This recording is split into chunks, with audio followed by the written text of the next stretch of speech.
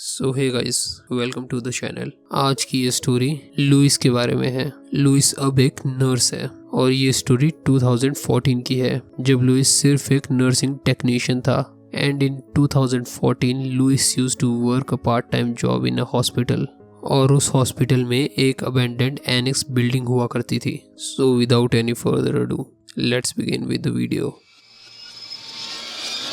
हे दोस्तों, मेरा नाम लुइस है। पूरा नाम तो नहीं बताना चाहता, तो सिर्फ लुइस ही ठीक है।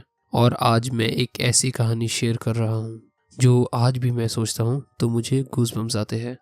मैं अब एक रजिस्टर्ड नर्स हूँ, एक प्राइवेट हॉस्पिटल में काम करता हूँ जो मेरे शहर के एक बड़े हेल्थ केयर नेटवर्क का हिस्सा है। लेकिन ये बात 2014 की है, जब मैं सिर्फ एक नर्सिंग टेक्नीशियन था।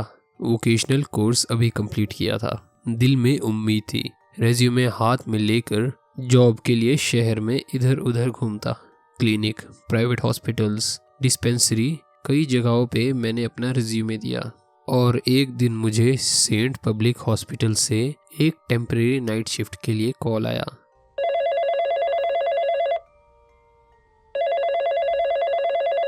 और ये सुनते ही मैं ऑलमोस्ट खुशी से रो ही पड़ा था। इमरजेंसी कॉन्टैक्ट था, कुछ परमानेंट नहीं, लेकिन नाइट शिफ्ट का बोनस मिलता था जो मेरे रेंट, खाने और बेसिक ज़रूरतों को पूरे करने के लिए काफ़ी था। मेरी ज्वाइनिंग मंडे को हुई थी। मई का महीना था।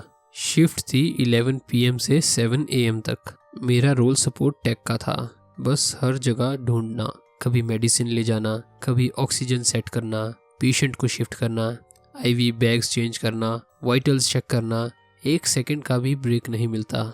हॉस्पिटल पुराना था, 70s के ज़माने का कंक्रीट स्ट्रक्चर, लेकिन फिर भी चल रहा था, सिर्फ उन लोगों की वजह से जो अपने काम में मिरेकल करते हैं बिना प्रॉपर रिसोर्सेज के।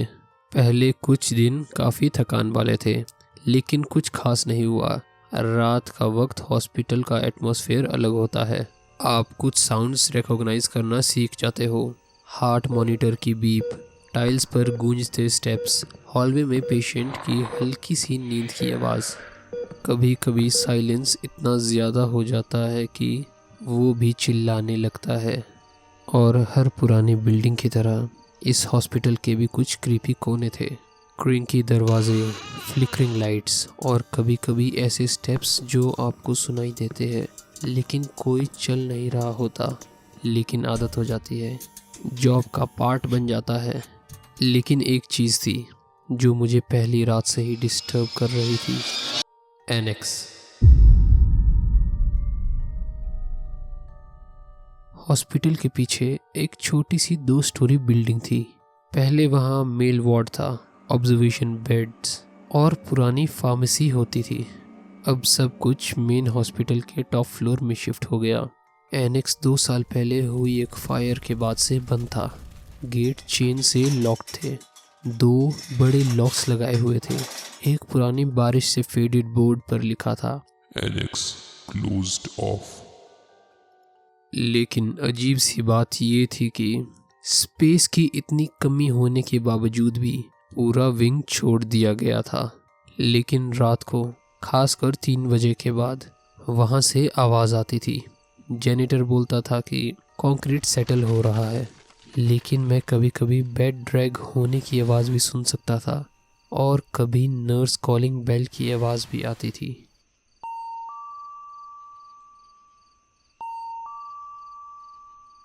एक रात जब मैं ड्यूटी पर आया, एनेक्स के दरवाजे को देखते ही एक अजीब सी फीलिंग हुई, जैसे कोई अंदर से देख रहा हो। और उतने में वार्ड के कंप्यूटर में एक साउंड आया। ये एक न्यू पेशेंट एडमिशन का साउंड था।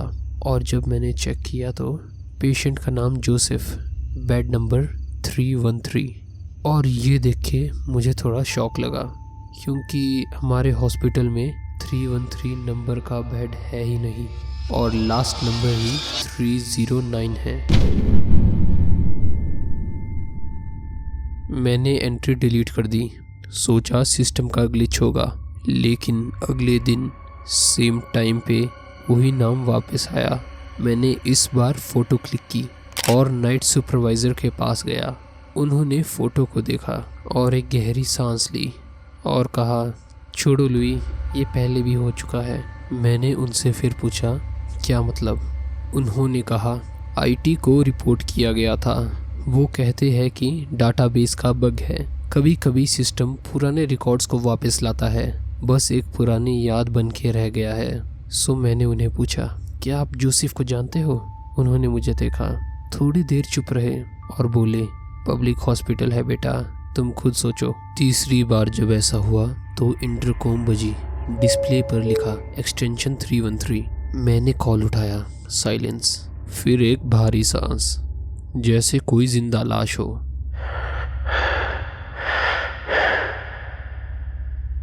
मैंने तुरंत फोन काट दिया। अगली रात कैफेटेरिया में कॉफी पीते वक्त पुराने सिक्योरिटी गार्ड मिस्टर सिल्वोन मुझसे बात करने लगे। उन्होंने मुझे हॉस्पिटल के फ्लोर प्लान को घूरते हुए देखा। एनेक्स के बारे में सोच रहे हो? उन्होंने सीधा बोला। मैंने नहीं हाँ में सिर हिलाया। उस बिल्डिंग को 2 साल पहले आग लगी थी।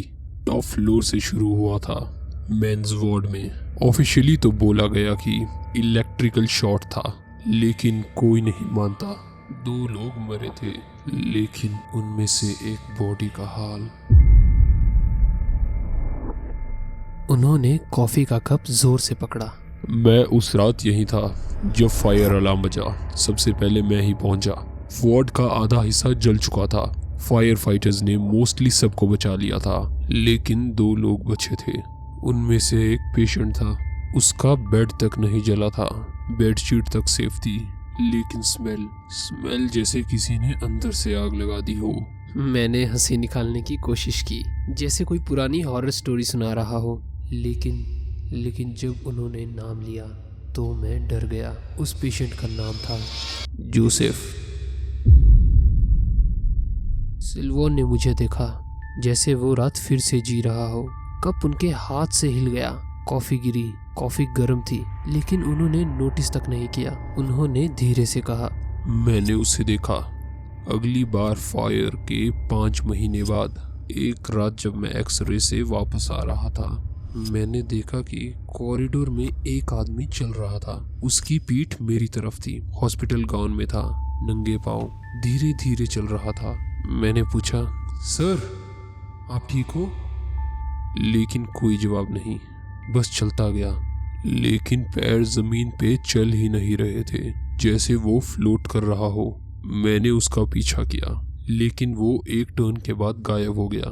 और जहां से वो गया था वहां फुटप्रिंट्स ऐसे थे जैसे कोई कोल फर्नेस से निकल कर चल रहा हो।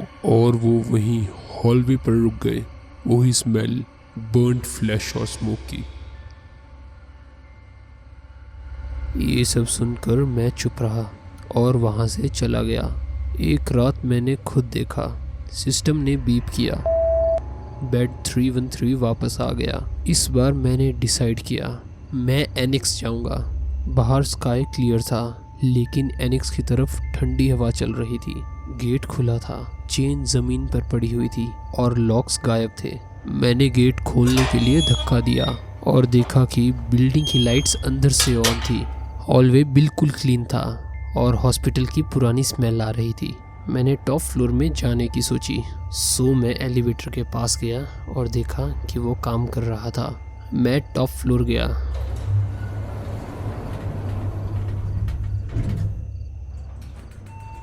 और जब मैं एलिवेटर से बाहर निकला तो देखा एक बेड था, हॉलवे के बीच में, शीट से कवर्ड।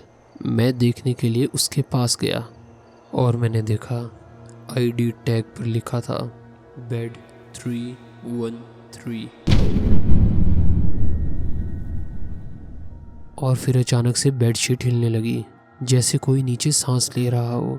मैंने हिम्मत जुटाकर एक बार में बेडशीट्स उठा ली, लेकिन कोई नहीं था।